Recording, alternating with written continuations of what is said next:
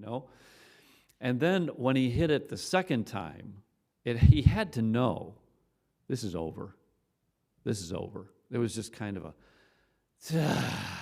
deflation. It's one of those feelings where the life gets sucked out of you. You know what that's like. And those are occasions like Spieth experienced, which, I mean, it was his fault, but it wasn't his fault. You know, he later in interviewing that, in an interview regarding that whole last 9 holes, he said, I didn't choke. Everybody thought he choked when he came up that hole. He said, I didn't choke. I was struggling with my swing all day. And when I got into a tight place, it especially affected me. And he actually flew in his swinging coach, to kind of help him with that. But on that 12th hole, just how bad he was struggling with his swing showed up. So, I mean, here with the life was sucked out of him because of an errant swing and something mechanical that was just not right with his swing.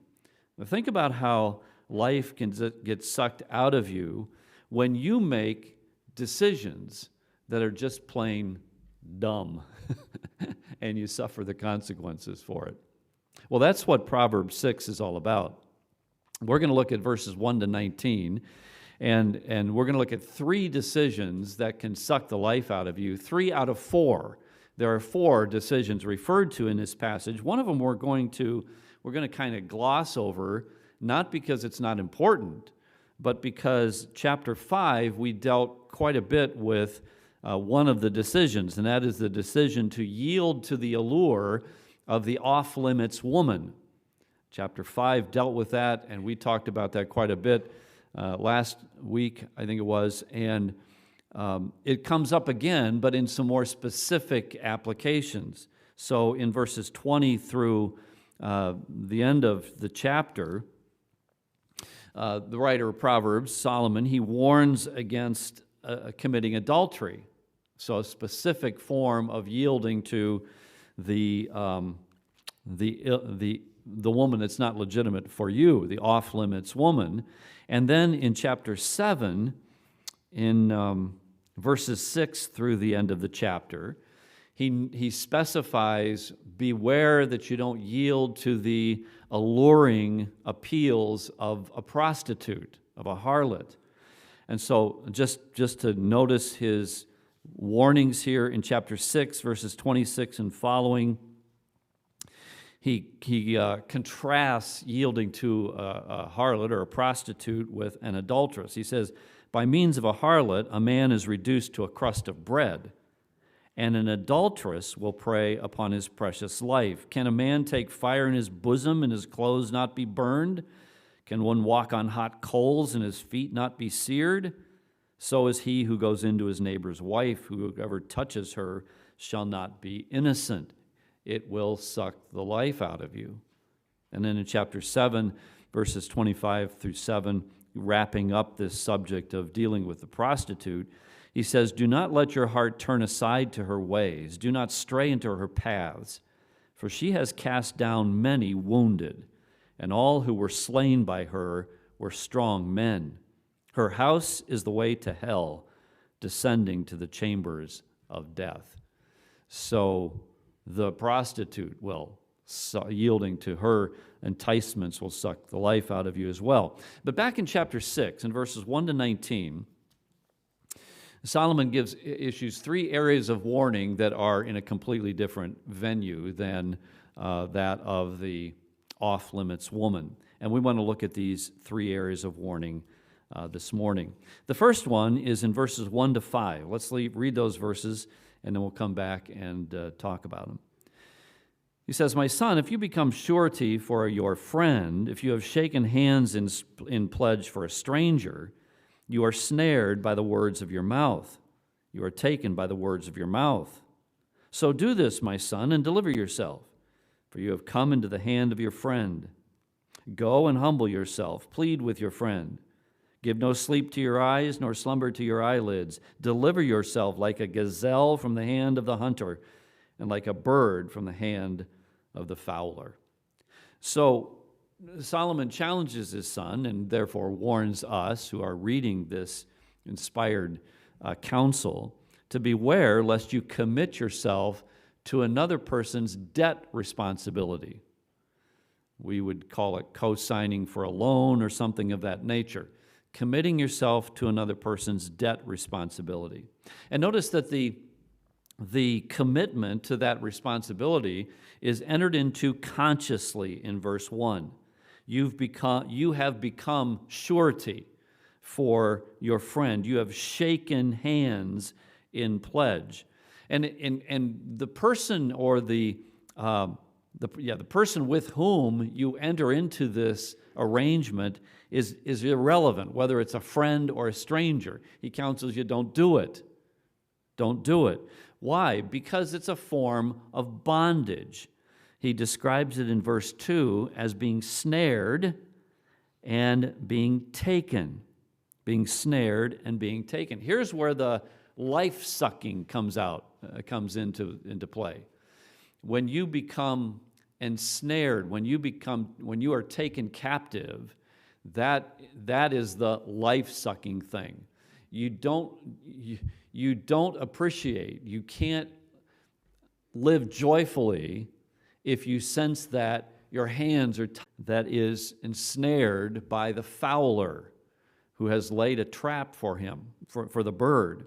And the word in verse 2, taken, could be translated taken captive or captured. You have been captured by the words of your mouth. You've ensnared yourself into this responsibility. What's the remedy for this? Well, it's hard. And frankly, it may be impossible. It's hard for sure.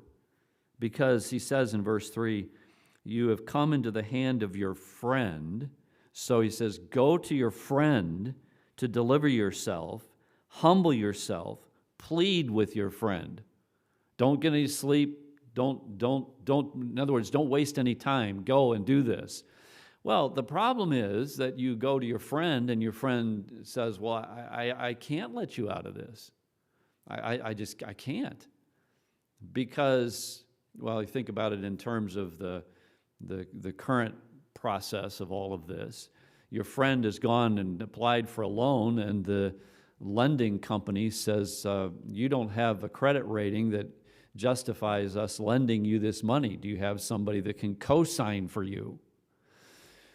And so your friend comes to you and says, I need you to co-sign for me. And you say, okay, all right, I'll go do that. And you co-sign. Well, it's not your friend now that can get you out of that. It's the lending company that has, you're in bondage to the lending company. You say, well, my friend could reapply for the loan and renegotiate the terms and all that kind of stuff. Yeah, but if he couldn't get the loan in the first place without a co-signer, he's not going to be able to get a loan to pay off the one that you're a debtor to. So that's why I say, this is a terribly difficult situation that you find yourself in, and it may be impossible to get yourself out of it. Now, by way of application, remember the nature of Proverbs. Proverbs is giving wisdom so that you can handle skillfully and navigate skillfully in this world as God has ordered it. This idea of becoming surety for another thing, this is not an absolute prohibition. This is counsel for getting out of the responsibility that you have taken. So what do I mean by that? Well, let me give you some suggestions that can make this arrangement something bearable and perhaps useful. So, for example, ask yourself this question. Is the borrower, the person who wants your help, is the borrower a person of strong character and good work ethic? If the person is lazy and shiftless and all the rest of that kind of stuff, then you're foolish. Does the person have Does the person have a terrible credit rating because of a bad track record of dealing with debt? Well, if so, then you're making a huge mistake. Don't go there. Or is this a situation where the person doesn't have a credit score, which is incredibly impossible to get a loan of any kind or in this day and age without having a credit score. This is the problem of a lot of young people starting out in life. They don't have a credit score. They don't have a credit card. They don't have any debt, and so they have some kind of a major situation, and they can't get any kind of a loan because they don't have a credit score. Well, that's a different situation. Is the person who is wanting your help a person of good, strong character and a strong work ethic? Another question to ask is this: if the borrower defaults for some reason,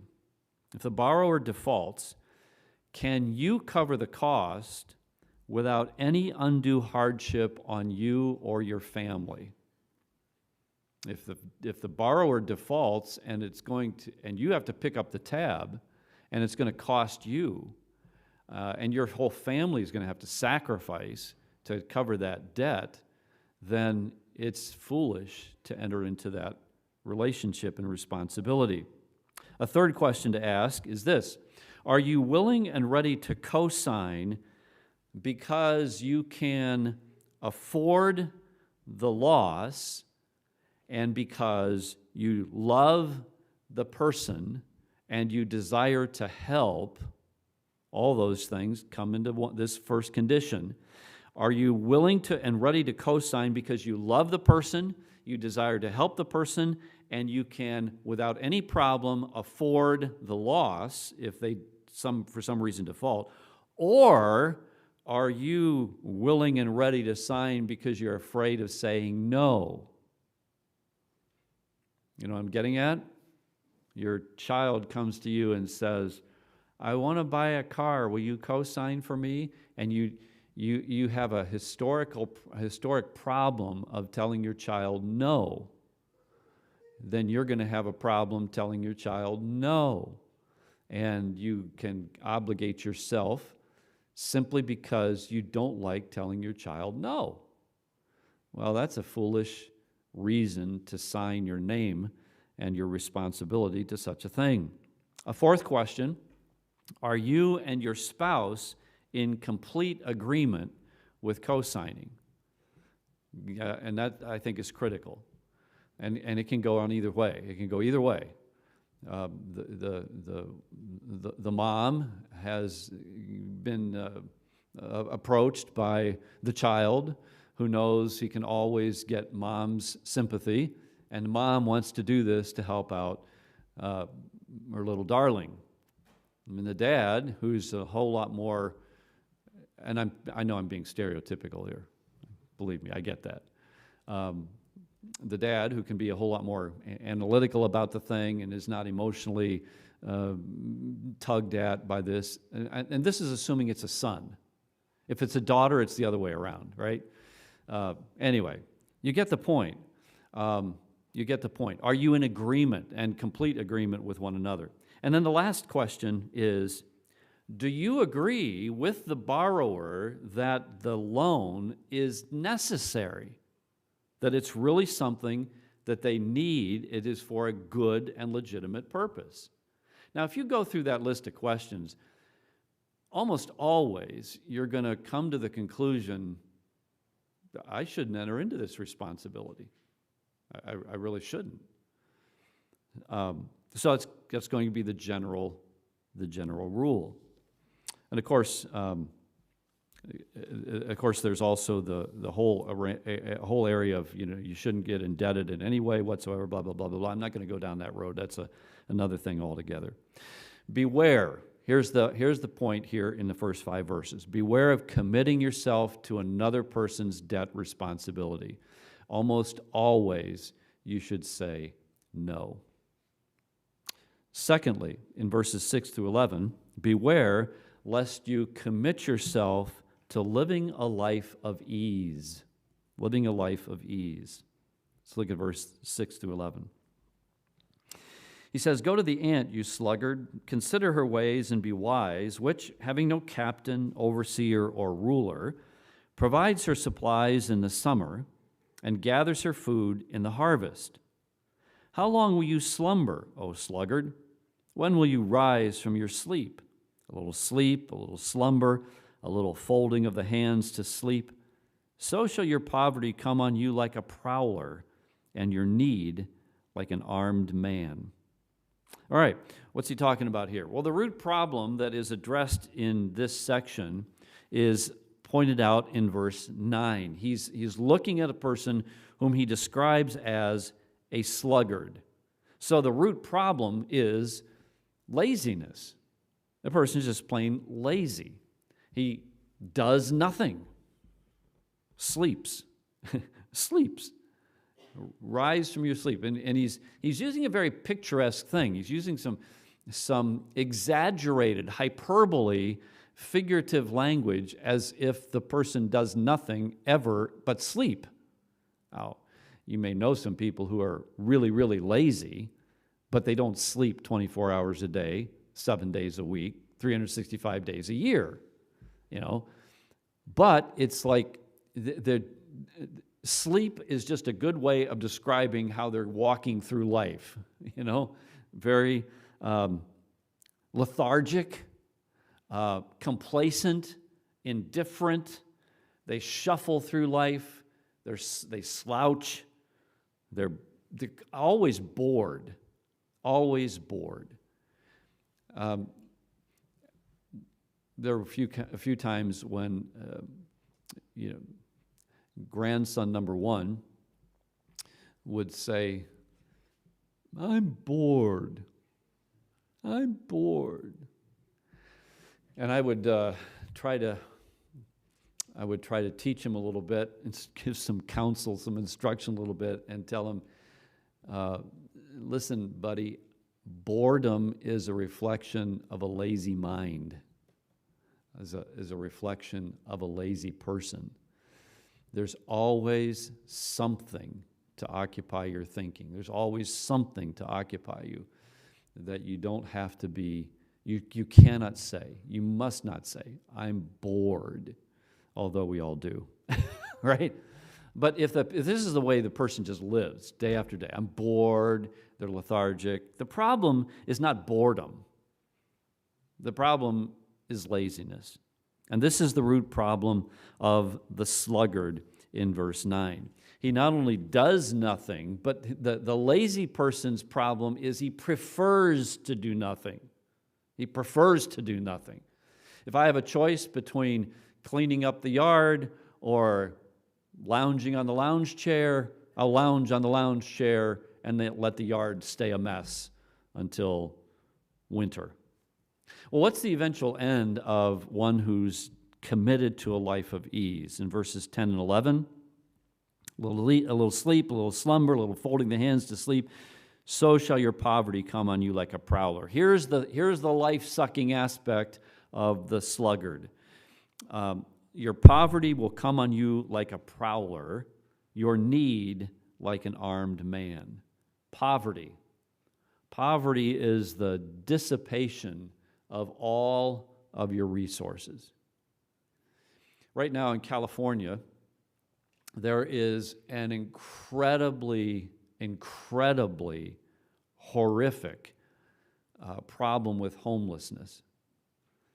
There are places, when we went to California on our 25th anniversary, so that was, 18 years ago, there were places we enjoyed visiting, and now today I wouldn't dare go there. I wouldn't go to San Francisco if you paid me. And areas of San Diego, I have no desire whatsoever. A few years ago, we had gone to San Diego, and we saw homelessness when we were there. You drive on the interstate around the city, you get off at certain places.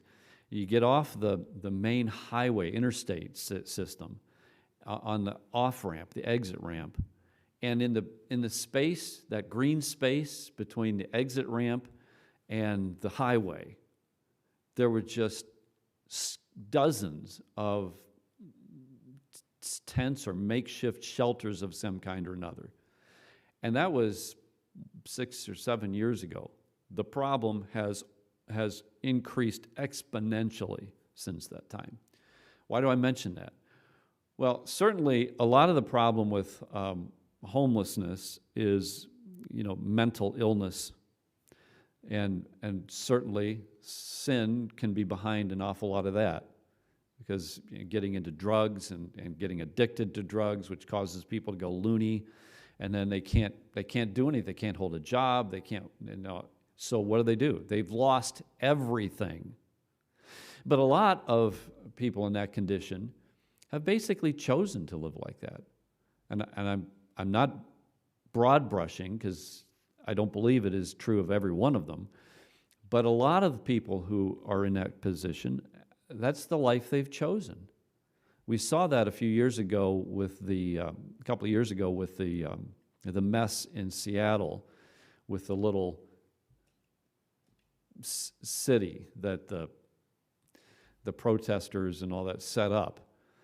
And it was populated by a bunch of people who just chose to siphon and suck off of society and not work, just expect everybody else to pay their way and all the rest of that kind of stuff.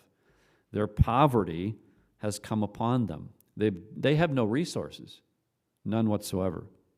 And their need or their want, the end of verse 11, your need, it could be translated, your want, like an armed man. An armed man is one who's desperate to get what he's after, so much so that he'll take a gun or some kind of a weapon and force somebody to give him what he wants or he thinks he needs. Your want will be like that of an armed man. I would summarize verse 11. I don't know why it did, but the picture that came to my mind of the life-sucking end of a desire for a life of ease is Jimmy Buffett wasting away in Margaritaville. If you have no idea what I'm talking about, blessings on you. But if you got that analogy right away, then yeah, you get it. What's the critical need in verses 6 through 9? Go to the ant. Go to the ant. And what do you learn from the ant in these verses? Go to the ant, you sluggard, consider her ways, and be wise. You see a creature that doesn't have somebody over it with a whip making it do stuff. You see a creature with initiative. You see a creature that is marked by self-discipline, providing her supplies in the summer and gathering her food in the harvest. There's self-discipline. There's preparation. That gathering of the food in the summer is alluding to the preparation for days when the food is not readily available. Preparation, hard work, diligence, and so forth. There's a lot of qualities that you can learn from the ant that are necessary to overcome this foolish commitment to a life of ease, a life of the sluggard. And then finally in verses 12 through 19, beware lest you commit yourself to worthless, wicked living. Let's look at these verses. A worthless person, a wicked man, walks with a perverse mouth. He winks with his eyes, he shuffles his feet, he points with his fingers. Perversity is in his heart. He devises evil continually. He sows discord. Therefore, his calamity shall come suddenly. Suddenly he shall be broken without remedy. These 6 things the Lord hates, yea, 7 are an abomination to him: a proud look, a lying tongue, hands that shed innocent blood, a heart that devises wicked plans, feet that are swift in running to evil, a false witness who speaks lies, and one who sows discord among brethren. Back in verse 12, he speaks of the worthless person. That word worthless is interesting. I think the King James translates it a naughty person, and that in itself communicates some imagery, doesn't it? You think of a naughty child. But the Hebrew word, is the word Belial or Belial. All right? Now, let me take you back to 1 Kings chapter 21, and just to get a picture of what a Belial person is like. 1 Kings 21, and look at verses 9 through 13. And the context here is Naboth's vineyard. Remember, Ahab wanted Naboth's vineyard. Naboth says no, and Ahab's pouting. And so Jezebel sees Ahab pouting because he can't get the vineyard, and she says, I'll take care of this. Come on, you're supposed to be the king. Do your thing. And he won't do it, so she says, I'll take care of this and get you this vineyard. How does she go about doing it? Verse 9. She wrote in letters saying, proclaim a fast and seat Naboth with high honor among the people. Put Naboth in the chief place. And seat 2 men, scoundrels, before him to bear witness against him, saying, you have blasphemed God and the king. Then take him out and stone him, that is Naboth, that he may die. So the men of the city did this in verse 11. And in verse 12, they proclaimed a fast. They seated Naboth with high honor among the people. In verse 13, they put these 2 men, scoundrels, between the 2 of them, and the scoundrels witnessed against him, against Naboth, in the presence of the people. That word scoundrels is the word Belial. These Belial men, these are worthless men. These are men who have no scruples. They have no virtue whatsoever. Belial people. Now back in Proverbs chapter 6, notice what Belial people do in Proverbs as he describes them. In the last part of verse 12 through verse 14, they deceptively take advantage of people. They deceptively take advantage of others. Last part of verse 12, he walks with a perverse mouth, winks with the eye. What's that all about? Is he flirting? No, it's not a flirtatious wink. It's a gotcha kind of a wink. Shuffles his feet, points with his finger. Perversity is in his heart. He's deceptively taking advantage of others. I saw one time a survey, and these come out every so often, a survey of the most despised professions. The most despised profession. Third from the most despised is lawyers. Lawyers. You seen any good ads for lawyers? There are places where you drive. I'm trying to remember where now. I've seen these where you have. It's like every other billboard. There's this one legal firm that is advertising. Like you get caught speeding. Don't pay the ticket. Call so and so. Don't pay. You won't have to pay us anything unless if we don't get your record expunged, kind of a thing. Well, what kind of is that really the kind of attorney you want? You want an attorney who's going to get you out of paying a fine that you legitimately owe? Lawyers. The second to the last was car salesman. Car salesman. Have any of you ever been burned by a car salesman? We've had 2 experiences of that in our marriage, and and I can understand why it ranks so far down. And the number one profession, most despised profession, what do you think it is? Politicians, exactly. Members of Congress and politicians. We're getting into another political season, the presidential election next year and all this kind of stuff. Between now and then, you're going to hear all kinds of promises. Do you pay any attention to any of them? Do you expect that a politician is going to keep the promises that he makes? I see a lot of heads shaking no. Do you want them to? Well, it depends on what they are, right? But yeah, they're notorious. You can just pretty much expect that the promises they make on the campaign trail, they're not going to keep when they get into office. That's just deceptively taking advantage of others. Belial people also, in the last part of verse 14, cause trouble. He devises evil continually. He sows discord. So not only do they deceive people to take advantage of them, they cause friction to get control.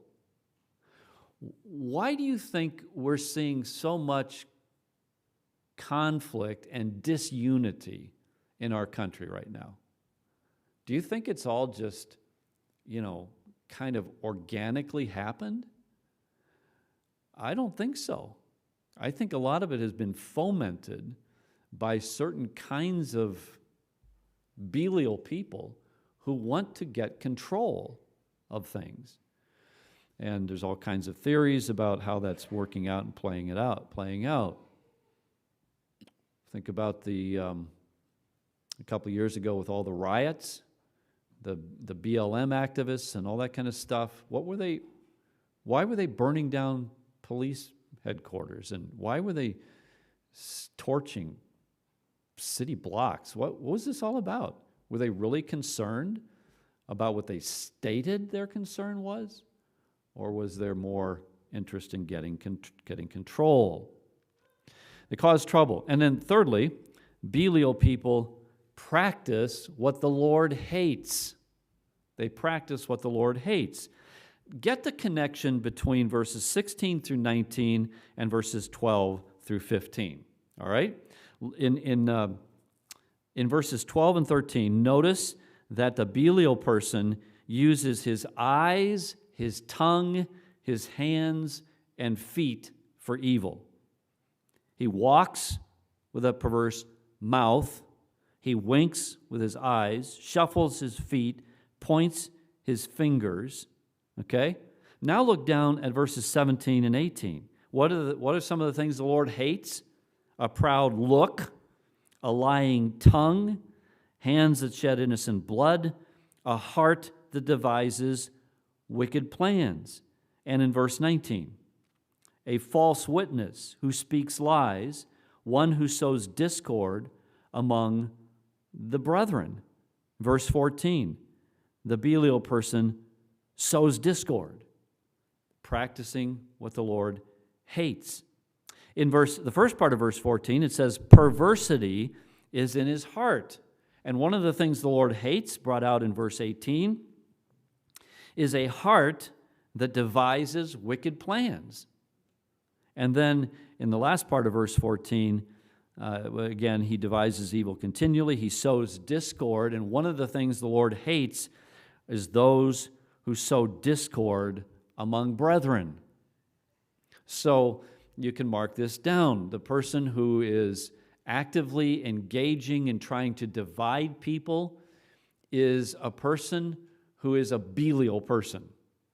He's trying to divide people to bring destruction to the entity, to the organization, so that he can rise and take control over at least some section of it, practicing what the Lord hates. And here's the life-sucking aspect of committing yourself to worthless, wicked living. Verse 15, his calamity shall come suddenly. Suddenly he shall be broken without remedy. The Belial person often seems like he's being very effective and very successful, getting what he wants, maybe even getting that control that he wants. But, it's ironic. It's ironic, but it is also pleasantly just that the thing that he uses to bring about his control, that is the destruction of other people, is the thing that ends up destroying him. So many times that's the case, and that very suddenly. How many times have I noticed in the last few years when some of those notorious terrorists have been taken out? You know, they're sitting on a veranda, living life. You know, they're just like, I'm a big shot. I've succeeded in all these kind of things, and the next thing you know, a missile blasts them into eternity. One minute they're sipping on their cocktail. The next minute, they're splattered all over the place. And that's happened several times in the last few years. Suddenly, their calamity comes upon them. But you don't have to be a terrorist. You don't have to be somebody who's really, that bad. The warning of Solomon to his son is, look, you follow this path, you become this kind of a person, and your own destruction is going to come suddenly in some way. It can be physical, like the terrorist who's taken out suddenly, or it can be financial, it can be familial, of destruction of the family very suddenly. It can be even emotional, where you end up becoming so distraught. The destruction will come. Life will get sucked right out of you. So let's take the warnings from this chapter. Let's not allow our foolishness to get us into trouble. Let's take this advice that warns us against foolish indebtedness, slothful indolence, and heartless wickedness. Our Father in heaven, we thank you for this very practical advice from the Proverbs. I pray that we would heed what we hear. In Jesus' name, amen. All right, you have a good bit of time before the service begins. I encourage you to prepare your hearts for our worship together today.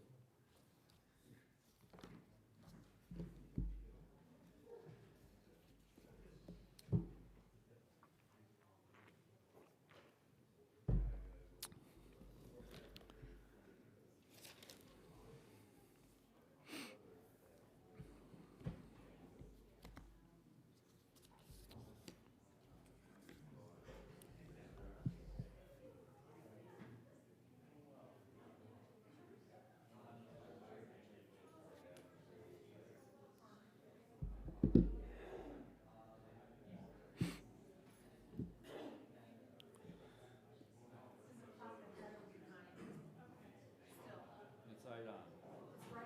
Yeah, I changed it this week. I changed it this week, but it could have been off again by now.